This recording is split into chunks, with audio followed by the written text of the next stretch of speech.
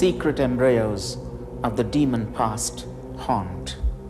In the stale air of the dark in the old buried well, they crawl upside down on all fours and leap on the back of the shaft of sun which sings lullabies and go beyond into the garden of the basil bush. Water rots in the well, steam rises from it. All along the sky runs its street. The invisible point in the empty room of the dark cloud is the embryo shape which waits through 9 months. Wandering ghosts rumble, thunderclaps bring trouble, and the rain is the present of past forms. The laboring earth is robed in plowed and seeded fields, gardens of swinging fruit, ears of paddy and wheat, and the golden tops of temples and towers.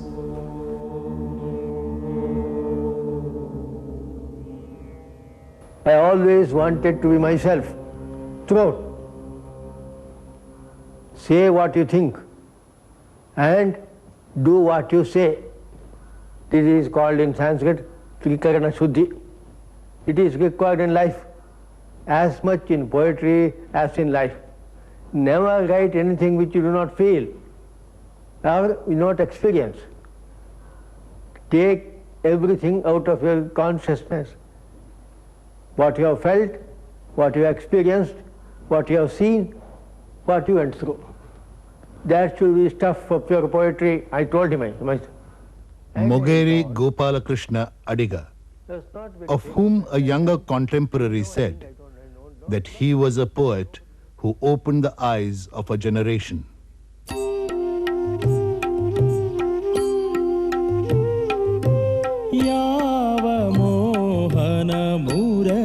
ಕರೆಯಿತು ದೂರ ತೀರಕ್ಕೆ ನಿನ್ನನು ಯಾವ ಬೃಂದಾವನವು ಸೆಳೆಯಿತು ನಿನ್ನ ಮಣ್ಣಿನ ಕಣ್ಣನು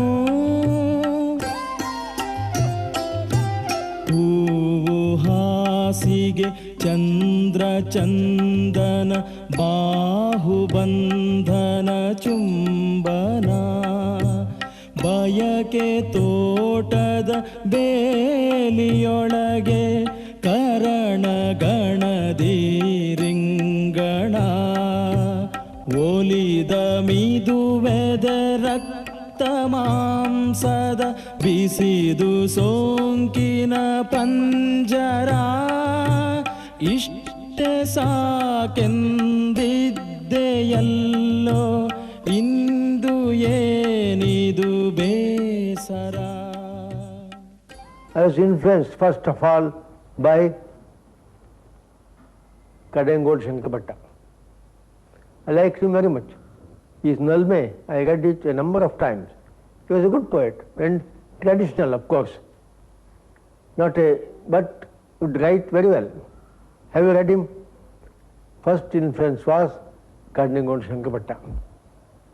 And for a long time I have been nurtured on the poetry of Yakshagana. See, that influenced me too.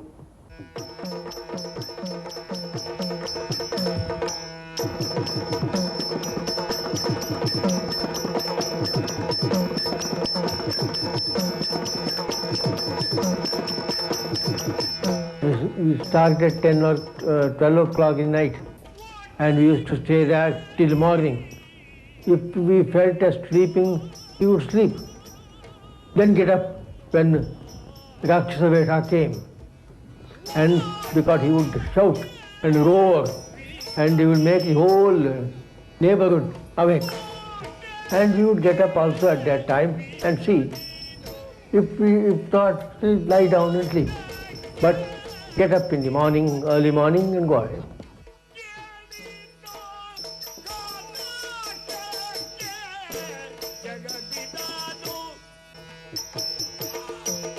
When I was in high school, I think, I and my friends, we performed a Yakshagana Prasanga.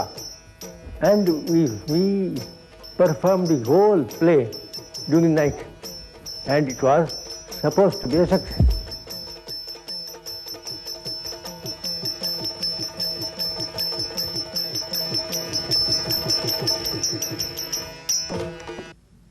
other influences on you apart from Kadengodlu and Yakshagana? Bendre. Bendre was more than Kadengodlu Shankarbhatta. Bendre influenced me. In fact, I was so much impressed by him that a few years I didn't want to write it up, because I thought if I write at all, I would imitate him. Bendre's poetry at that time appeared to me absolutely new. New in the sense that there seemed to be real experience. Secondly, his flight of imagination is something wonderful. Even today, I admire it. It led him, his experience, you'd take him so far, and every word seemed to be in place. Secondly, its music. The music in Bendre's poetry is wonderful. Adiga's first book of poems, Bhavataranga, was published in 1946 when he was 28. Bendre, in his preface to the book, sounded a friendly warning. Today, Kannada does not quite possess the experimental quality it had when I started writing poems, he said. The new poets start with a Siddha Shaili, or a ready-made style of sorts. He added, they do not have the advantage of newness, which we then had. Through his next two books, Adiga struggled to find a new idiom. He wrote, toward the road already traveled, do not turn your eyes, do not glance. I still remember the occasion. Biligiri was there, I was there, and Adiga.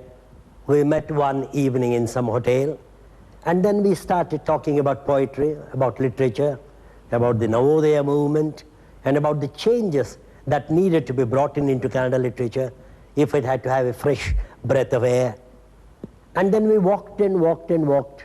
And I remember it was about 11 in the night that we stood in front of Maharaja College Hostel under a street lamp. Then very gingerly, almost hesitatingly, Adiga took out a poem from his pocket. Biligiri and I asked him, what's it? He said, I have written a new type of poem. Can I read it to you? Of course, we couldn't say no. And then he read it. It was Himagiriya Kandara, almost heralding the arrival of the new age. And his reading went on till about 1 in the night.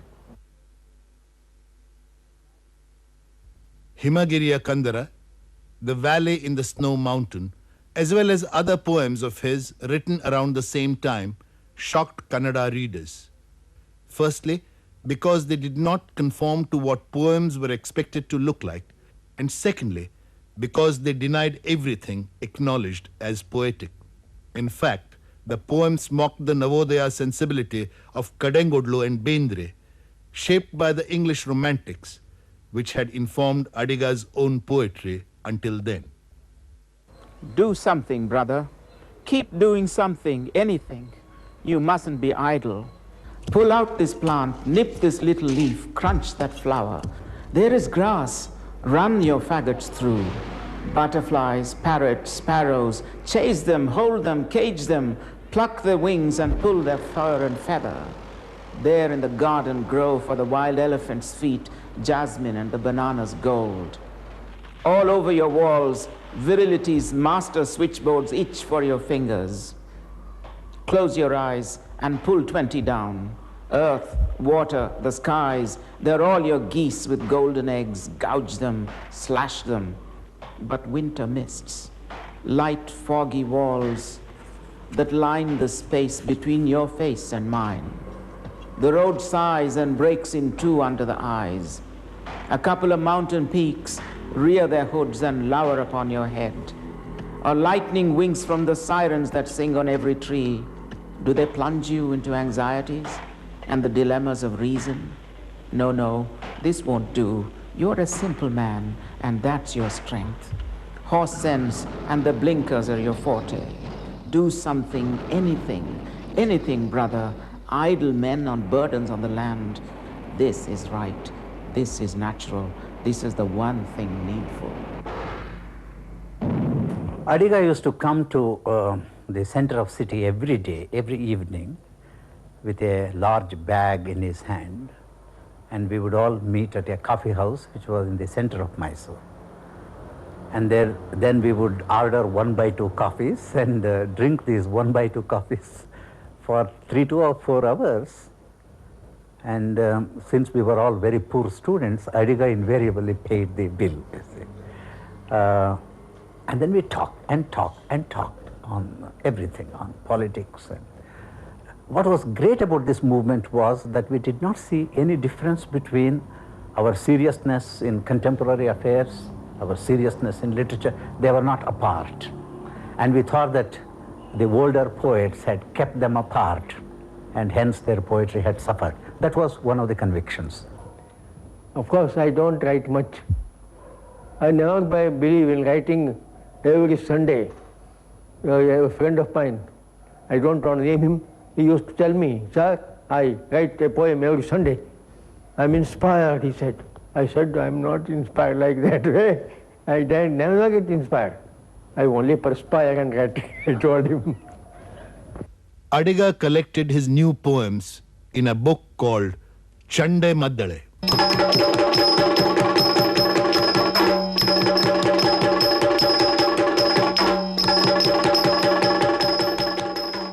Chande and Maddale, as Adiga himself explains, are percussion instruments used in Yakshagana. They announce to the surrounding villages that the show is about to start. And during the performance, they noisily accompany rousing scenes such as hunt, conquest, and battle. It is said that it was this self-dramatizing title that provoked the wrath of Bendre. At the Kannada Literary Conference held at Kumta, Bendre lashed out at Adiga and his fellow modernist Ramachandra Sharma. And there was this Kumta Sammelana in 1953. V. Sitaramaya was the president of the Sammelana. And Bendre, of course, was there, and Karnad was there. But it was Bendre that tried to do the utmost damage to us in every sense of the word. He called us by 2 names in Ramayana, saying that we were a pair of evils out to destroy Kannada literature as such. I think it was Shumba and Shumba. And he also laughed at Adiga, making a pun on the word Adiga. Adiga is so close to Adige, which means cooking.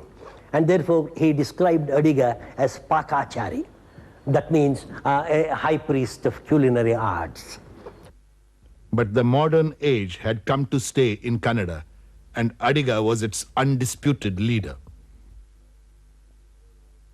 Poems, books, tracts poured out of him.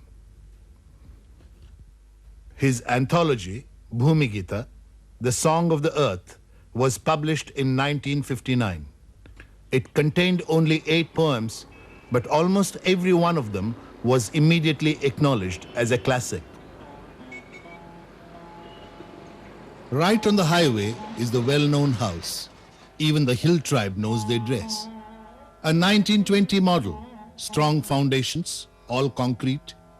Only the walls and the ceilings are contracted to time's scaffold. Right in front of the tall lamppost, a nameplate. Every day a new color, a new smell. Then the huge gate, the Jayadratha on the eve of that day when they trapped a prince in a wheel of men. The gaping fence carved with intricacies of the heart, the liver. Inside, conflict in the garden. Plant vying with plant. Shall I bud or shall I flower? There is no time for fruit. The incessant drill of bees in all the winds. The trumpet of the cuckoos. The horn, the drums. In the golden cage in the heart of the garden, the mystic parrot that eats rice and spits mist. Speak, Ramappa, O Ramappa, my parrot. Beyond the door, the cuckoo song of moonlight, the flourish, the magnetism of open arms. Lounge chair, pillow, sofa, a swing and a barrel of coffee, and an electric fan blowing temperate wind. At last, there comes the Lord and Master. Though the interest on the old family name is growing in the bank, he is the kind that grabs and scrambles for new monies. The heavenly cow with udders sucked dry, the soul a loom weaving cloth without yarn. The hypocrite, that poet soldier who pretends to float on air, though half of him is sunk in mud. As long as I stayed there, a lone ghost, hovering in a city under debris, a swimmer who jumped into a full pond only to find it run dry, and the feet in a mire, I lunched till I burst on the husk of beauty, truth and goodness, drained a couple of glasses from the magical faucet, and got up, leapt to the hotel, modelled purely on European lines, and fell on the sofa. My creative process, as you say, is a very slow process. I never write in one dash or one outburst, but I go through it again and again, a number of times, and don't publish it or give it up till I am satisfied. If I am not satisfied, I will throw it away. There are many such poems here now, some 30, 40 poems, which could be perhaps rectified. I don't know. I wanted to consult people also, whom, not all sorts of people who know. And Adiga, of course, influenced everyone, poets, short story writers, novelists. His influence was extremely powerful. As I said earlier, anything that he said, anything that he wrote, be it a poem or an essay, was immediately discussed among this coterie of his followers, his bhaktas, you may almost say. And they would either discuss it with him or discuss it among themselves and would reformulate their thinking about what literature is about on the basis of their evaluation of what Adiga had said. And this went on for nearly a decade or more. Soon Adiga was acknowledged as one of the major poets of India. Awards and honors were showered upon him.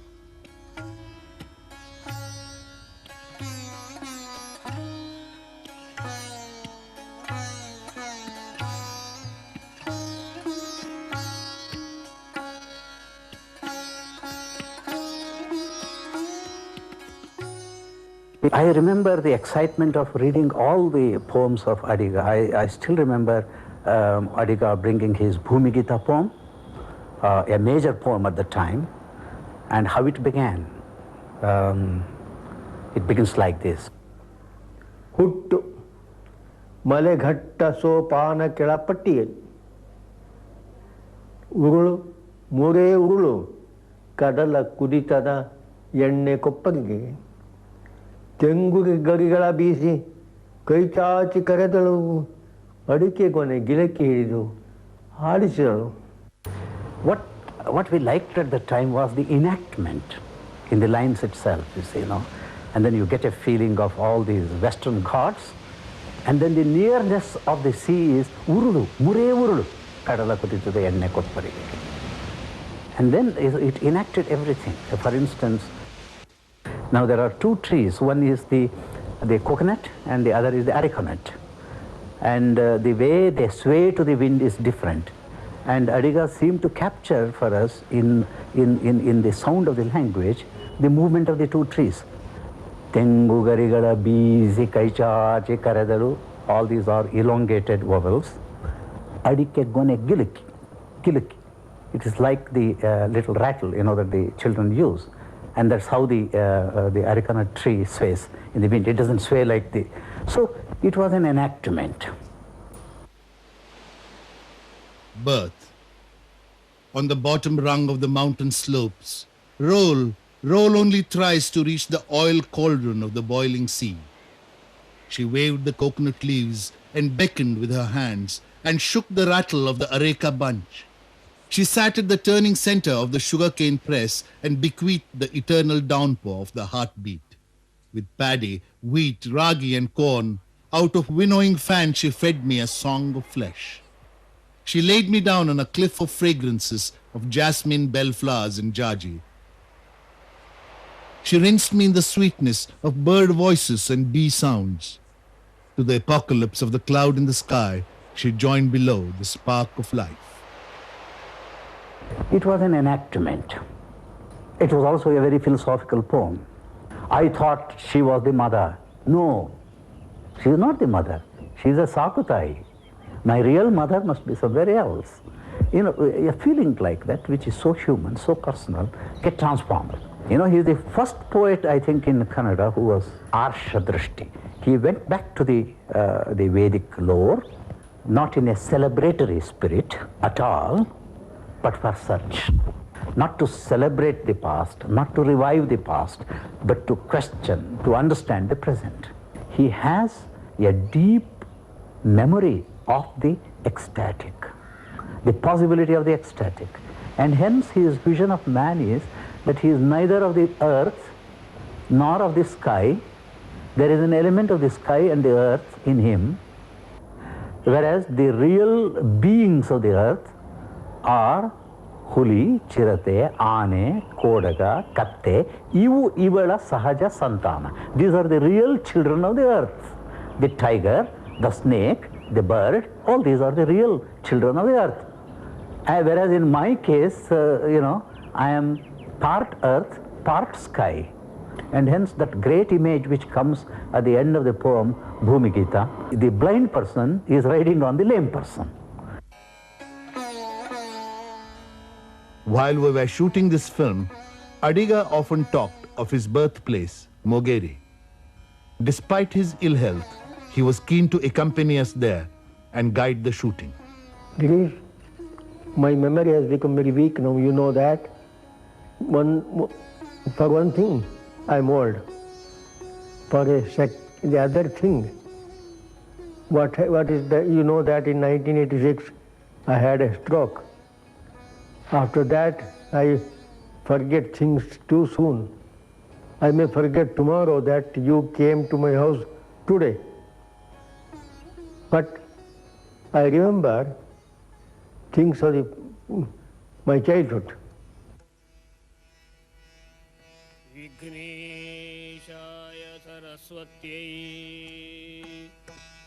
I was born in 1918, February 18th date.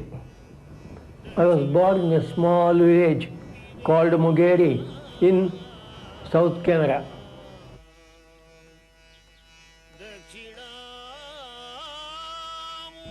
It was a small village, I said, but very beautiful. In the midst of beautiful nature.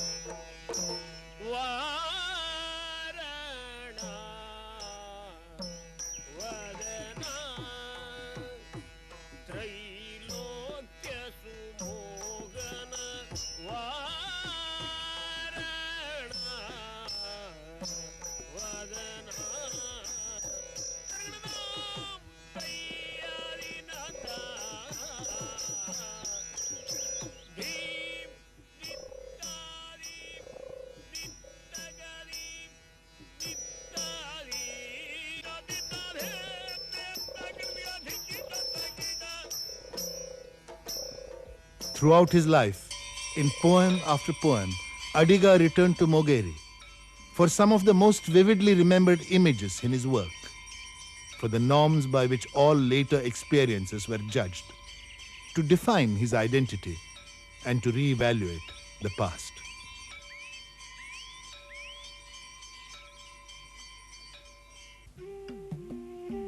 The banyan planted by grandfather. ಅಜ್ಜಗೆ ತಾಳ ಮನೆ ಮುಂದೆ ತೇರಿನ ಹಾಗೆ ಬಿಳಿ ಬೆಳ್ಳು ಸೊಂಡಿಲುಗಳಾಡಿ ಮಣಿದು ತೂಗಿ ತಣ್ಣೆರದಲ್ಲಿ ಹಸಿರು ಗುಡೆಯ ಪಟದ ಹಾಯಿ ಬಡಿದು ಬಾರಿಸಿ ಹಿಂದೆ ಸರಿವ ಅಲೆ ಮಧ್ಯೆ ಸದ್ದಿಲ್ಲದುದ್ದ ಚಿಗುವ ಕಾಂಡ ರಾಜಕುಮಾರ ಬಂದರೆ ಗಾಳಿ ಕೀಲು ಕುದುರೆ ಸವಾರಿ ದರಬಾರಿನಲ್ಲಿ ಬಗ್ಗಿ ರೊಗ್ಗು ಸಲಾಮು ಪಡೆಬೇಕು ಕೋಳಿ ಕಾಗೆ ಕರು ಕುನ್ನಿಗಳ ನೈರು ಮುಜರೆ. Our school was a mile away from our house. There is a small halla stream, and we had to cross it and go. That stream will be full during rainy days. We had to go through the edges of fields.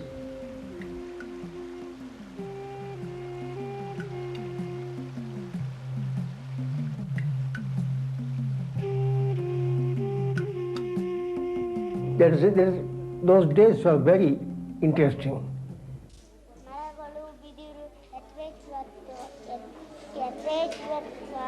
Our teacher, only one teacher was there, and the school building was quite good, all right. We had enough space, and there I finished my primary school.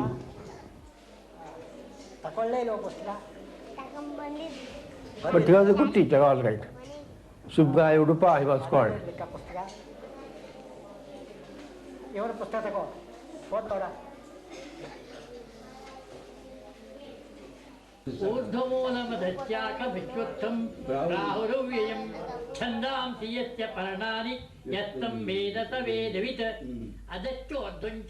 It was a joint family. The hereditary profession was priesthood. Even children spoke Sanskrit fluently.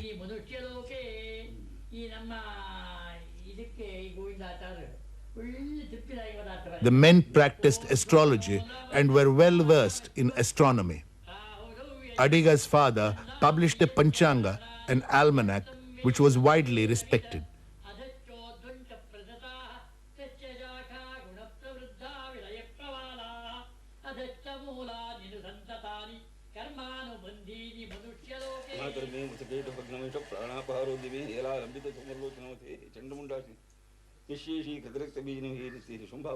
He also made predictions, and as a priest had a large following, particularly among the non-Brahmins of the region.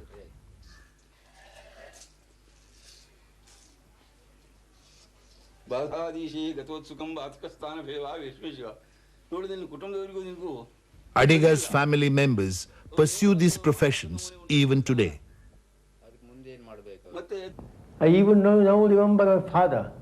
He was a good man, but he was too good. He was head of the family, but he never acted as head. Only he earned money and gave it to his brothers. And one of my uncles used to manage the whole thing. And there were one or two widowed sisters of my father also. One of them used to manage the whole house. My mother had no voice in it. She had to work, and she worked and died so. Working, she died. No voice. All the management was with my uncles or my aunt. ಇದೊಂದು ಹೊತ್ತು ಒಂದು ಕಂದು ಹೌದಾ ಅಲ್ಲಿ ಒಂದು ನಾಟಕದ company ಬಂತು. ಇವ ದೇಹಾಲಂಕಾರ ಮಾಡುವನಲ್ಲ ನಾನು ವೆಂಕಟರಮಣ ಹೆಬ್ಬಾರ ಅಂದ್ರೆ ದೊಡ್ಡ ದೊಡ್ಡ ಇಷ್ಟು ಸಹಿತ ಪುಸ್ತಕದ ರಾಶಿ ಓದ್ತಾ ಕೂತಂದ. ಆ ನಾಟಕದ ಕಂಪನಿಯವರು ಸ್ವರ್ಗದಲ್ಲಿ ಇದ್ದಿದ್ದ. ಅವರ ಪುಸ್ತಕ ಎಲ್ಲ ಅಲ್ಲಿ ಇಟ್ಟಿದ್ರು. ಒಂದು ಈಗ ತಕೊಂಡ ಓದು ಶುರು ಮಾಡಿದ್ರು. Women in the house recited the epics and some wrote poems. Mukherjee, a distant relative, is a living example of that tradition. ಇದು ನಾನು ಹೇಳಿದ್ದು. ಒಗ್ಗುತ್ತಿದೆ ಗಂಭೀರ ನಿಸ್ವನ ತಗ್ಗುತ್ತಿದೆ ಈ ರಕ್ತ ಮಾಂಸಗ ಲುಗ್ಗಡದ ನಾಡಿಗಳು ಸೇರುತ್ತಿಹವು ಶಿಥಿಲತೆಗೆ ಬೊಗ್ಗುತ್ತಿದೆ ಈ ಕಾಯದಂಡವು ಜಗ್ಗುತ್ತಿದೆ ಸರ್ವಾಂಗ ಸಂಚಯ ನುಗ್ಗುತ್ತಿದೆ ಎಂತಕನ ಯೋಧ ಭಟಾಡಿತನು ಪುರವ.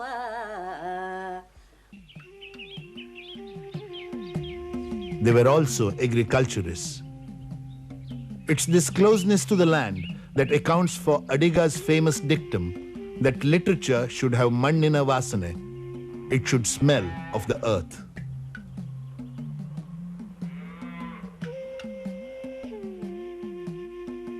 And when the primary school education was over, I had to, some of the people in the house wanted me to stay there, learn Sanskrit and become a Purohit or a worshipper or an astrologer. But somehow they thought that at least one in the house should learn English, because English was becoming prominent in those days. Because when telegrams come, it was very difficult to get it read. So they said, let him go to Bainzor, to the middle school, and learn some English, not much.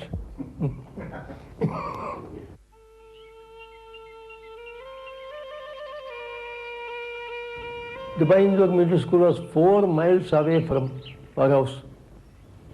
Every day, getting up very early in the morning, taking a bath, cold bath of course, and then eating something and going to Bainzor. Go walking, of course, but there is a huge river in between. But there is a boat. There were boatmen to row us to the other side.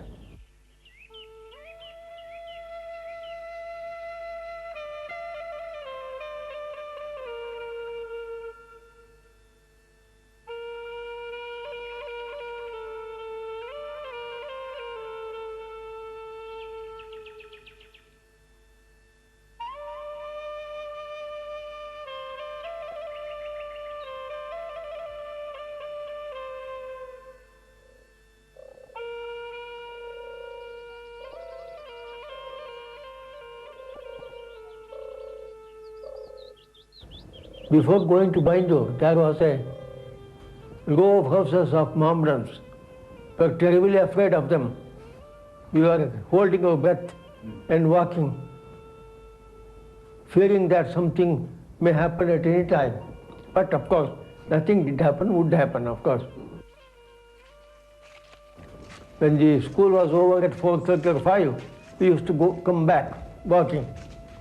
It would be night by the time we came back. And I had to walk through these copses, small woods.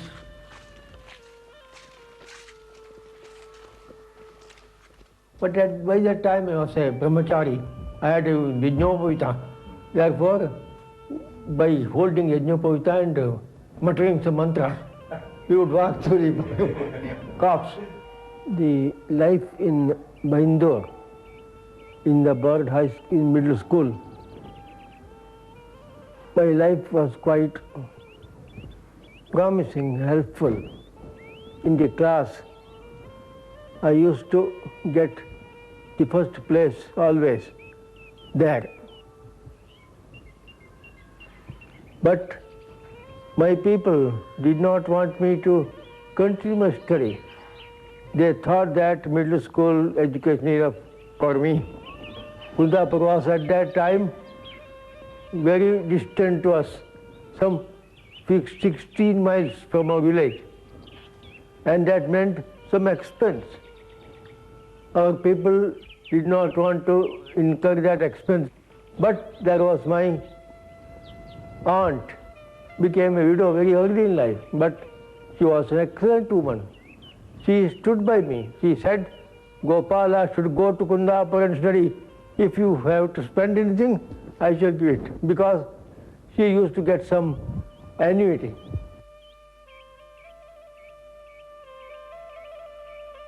This high school was good at that time. I used to spend my time very happily there.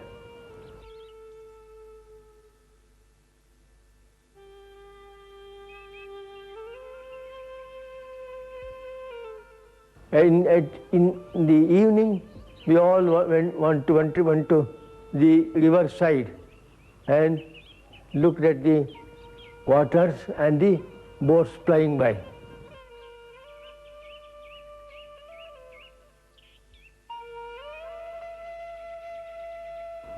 Every Saturday morning, we all went together walking to our house. 14 miles walking.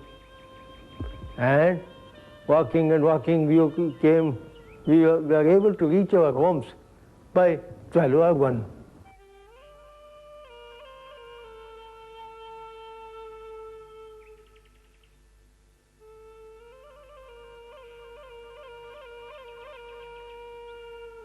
Now I have passed SSLC, and what should I do again?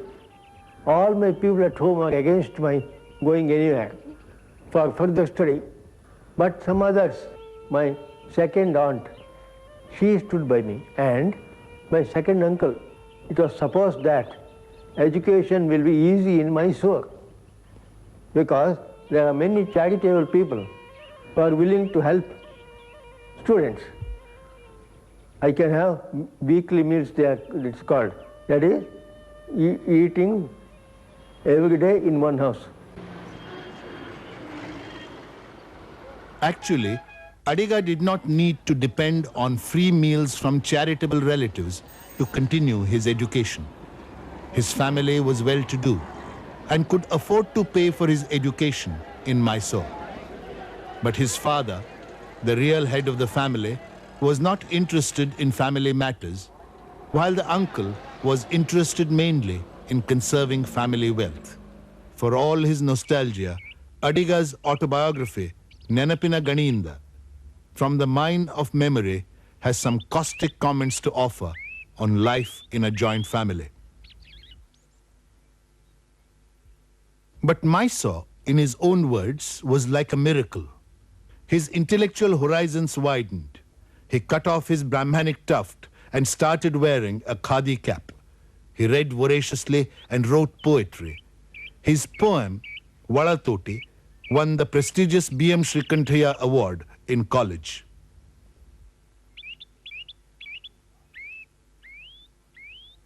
After his MA, he took on a series of temporary teaching jobs, stepping in for teachers away on leave. He moved ceaselessly from place to place. At last, St. Philomena's College in Mysore offered him respite. He was appointed assistant professor in English and stayed there for 10 years. It was a very productive period in his life. From 54 to 64, then 10 years, I was very happy there. I had served in 13 places later.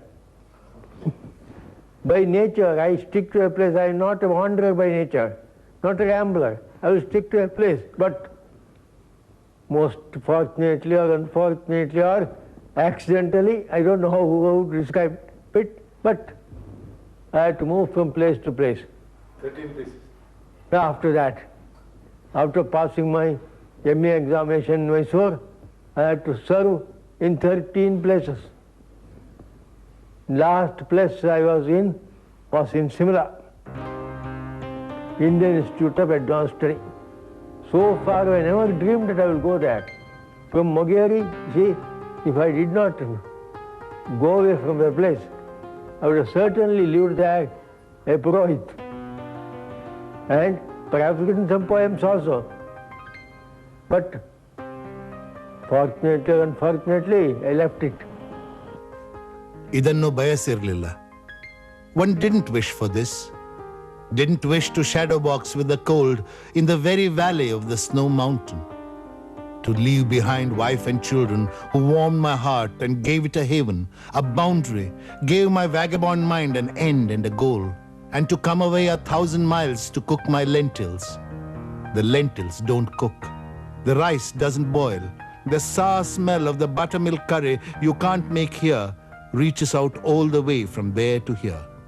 The question torments, what relationship binds what is intended with what is achieved and what is possible?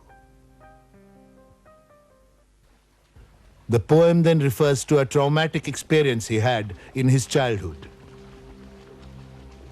There is a tank near our house.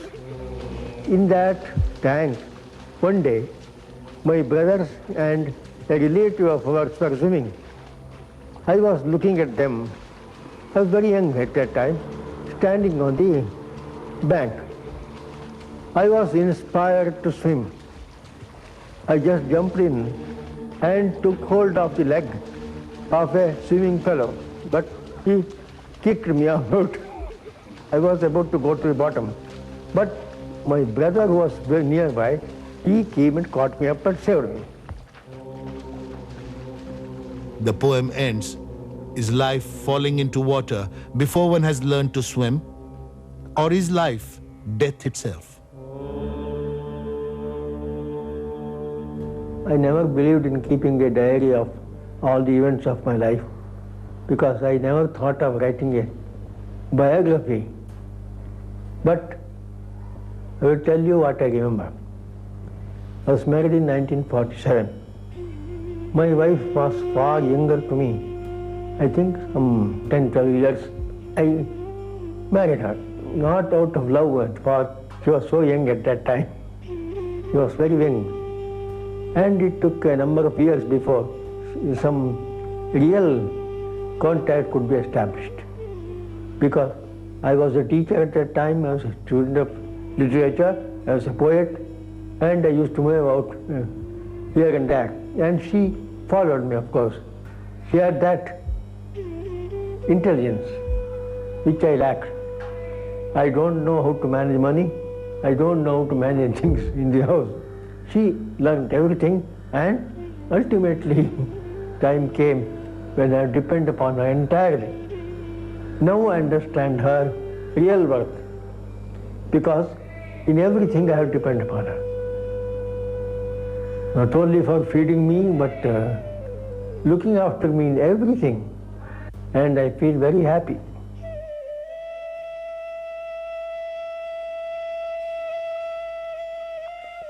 Without her, I would have perhaps died by now. I would have preferred death.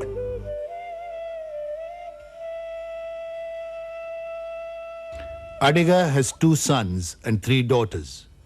The sons live in Bangalore, while the daughters live in the United States.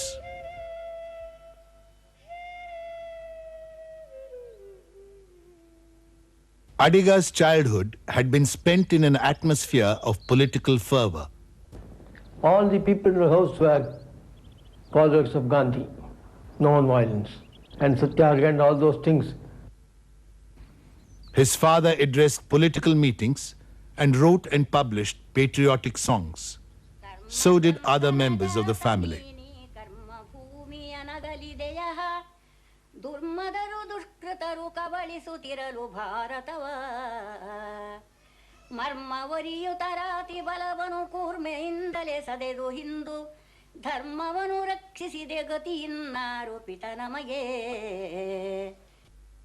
In his undergraduate days, Adiga was an active participant in nationalistic activities. In his autobiography, he mentions that he had great difficulty in stopping himself from voluntarily going to prison. I was surcharged from the beginning with political awareness and the desire to see my country free. But anyway, when freedom came later, I soon realized that what we attempted to get is not achieved. The country was free, but not free from the wickedness of people, their corruption, their desire to self-gratification. That, I think, was a major thing which changed my mind. Nothing more could be hoped from Congress, I thought, and therefore my mind went to socialism. And that led to me to write many progressive type poems, Prasila Kavya.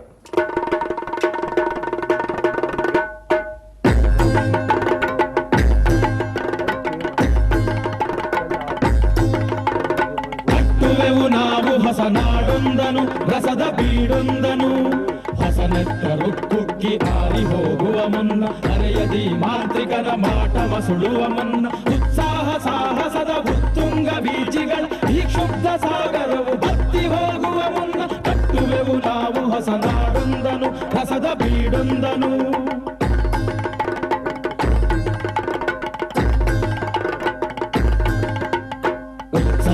ಉದ್ವೇಗ ಉದ್ರೇಕಗಳ ವೀರ ಯುವ ಜನರ ನಾಡಗುಡಿಯು ಅದರ ಹಾರಾಟಕ್ಕೆ ಬಾನೆಗಡಿಯು ಬರಲು ಬಿಡವೆಂದಿಗೂ ಅದಕ್ಕೆ ತಡೆಯು ತಡೆವವರು ಬನ್ನಿರೋ ನಡೆವವರು ಬನ್ನಿರೋ ಕೆಡೆ ನುಡಿವ ಕೆಡೆ ಬಗೆವ ಕೆಡುಗು ಜನರೇ ಬನ್ನಿ ಕೊಟ್ಟವಿದು ತರಾಸು ಕಟ್ಟಿ ಮನಿ ನಿಮ್ಮ ಮಸಣದ ಮೇಲೆ ಕಟ್ಟುವೆವು ನಾವು ಹೊಸ ನಾಡೊಂದನು ಸುಖದ ಬೀಡೊಂದನು ಕಟ್ಟುವೆವು ನಾವು ಹೊಸ ನಾಡೊಂದನು ಸುಖದ ಬೀಡೊಂದನು ಕಟ್ಟುವೆವು ನಾವು ಹೊಸ ನಾಡೊಂದನು ಸುಖದ ಬೀಡೊಂದನು.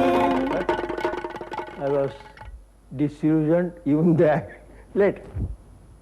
He wrote a poem, Nehru Nivruttaragodilla, Nehru won't retire. It's a magnificent poem, making fun of Nehru, who said he would retire and who said he wouldn't retire. And it's also a great picture of Nehru. Chira Yuvaka, he calls him, the eternal young man. Tere biddaru ranga bidada Chira Yuvaka, a man who is always on stage although the curtain has fallen. In 1964, Adiga became the principal of a new college in Saga. He resigned after 4 years because of political differences with its Congress management.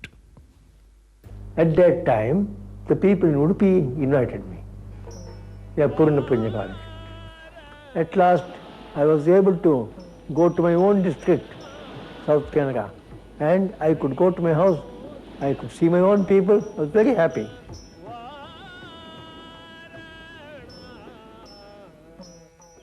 When all is said and done, however cosmopolitan you are thrilled when you go to your native place.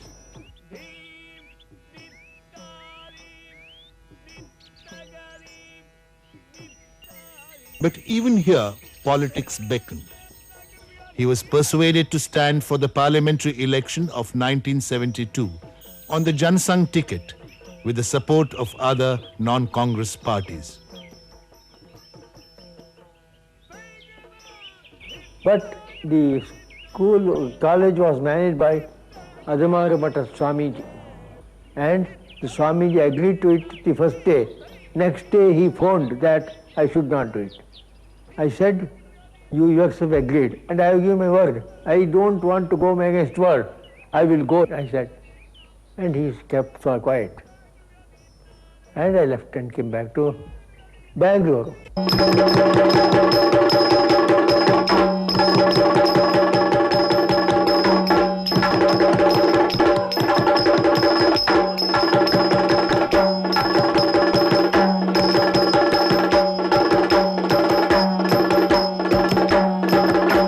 Lost the election.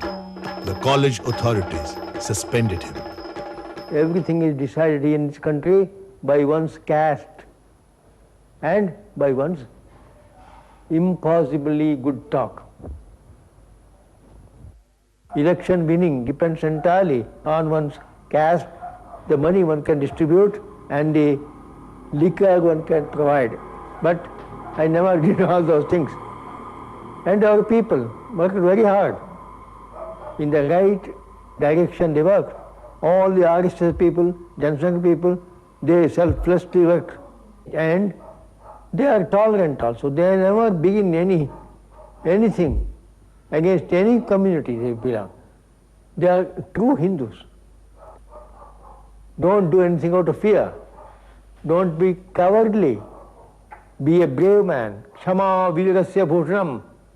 That point they have, and I appreciate it. Would you like to comment on the Ayodhya issue or not? No, I don't. I think his fear of communism, his fear of the collective, being totalitarian, made him take this. But my point was that the collective could be totalitarian even in your choice. So we had differences about that. But his poetry is much more complex than his political attitude.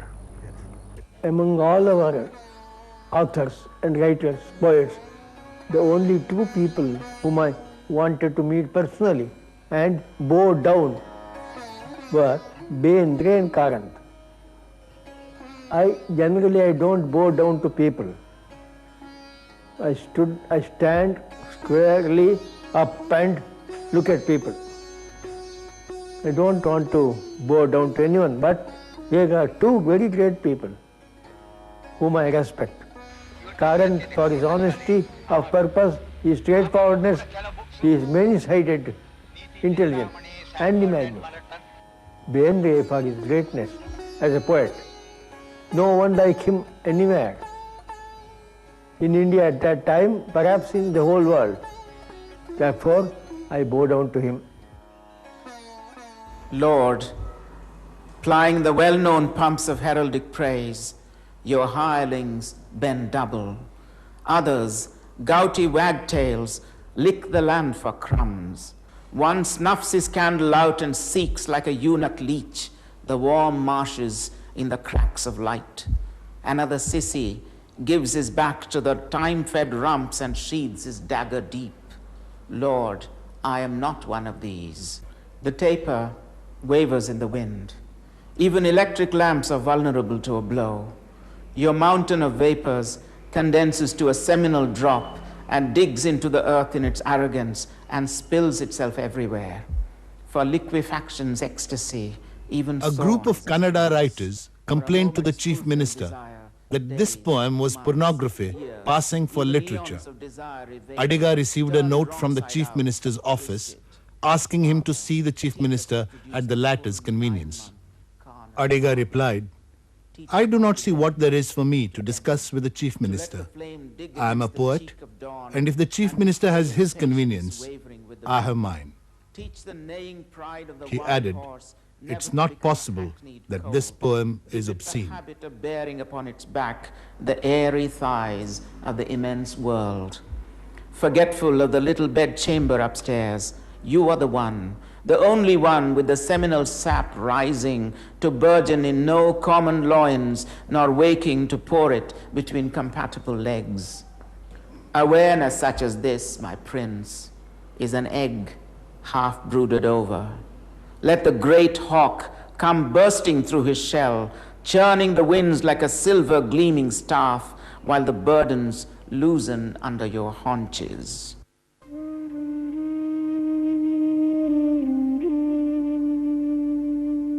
Adiga died on 4th November 1992. His last poem, Dvandva Digbandha, written only a week before his death, says, ಒಂದು ಗಾವದ ಸುತ್ತಿ ಬರುವಷ್ಟರಲ್ಲಿಯೇ ಭಾರಿ ಸುಸ್ತು ಶರೀರಕ್ಕೆ. Before one walks a round mile, the body is tired, very tired. Beginning and end are companions here. The horizon our fleshly eye sees is there, close by, a step away, yet it's impossible to take another step. Maybe only after death one's rid of these double binds. One doesn't know that unless one dies, and no one comes back from death. Anyway, what they say isn't at all for the living. ಇದೊಂದು ನಿರ್ಬಂಧ. ಸಾಯಿದೆ ತಿಳಿಯದದು. ಸತ್ತ ಮೇಲೆ ಬಂದವರು ಯಾರೂ ಇಲ್ಲ. ಅವರ ಮಾತು ಬದುಕಿರುವವರಿಗಂತೂ ಅಲ್ಲವೇ ಅಲ್ಲ. Mr. Karnad, I am now going to read a few lines from my poems.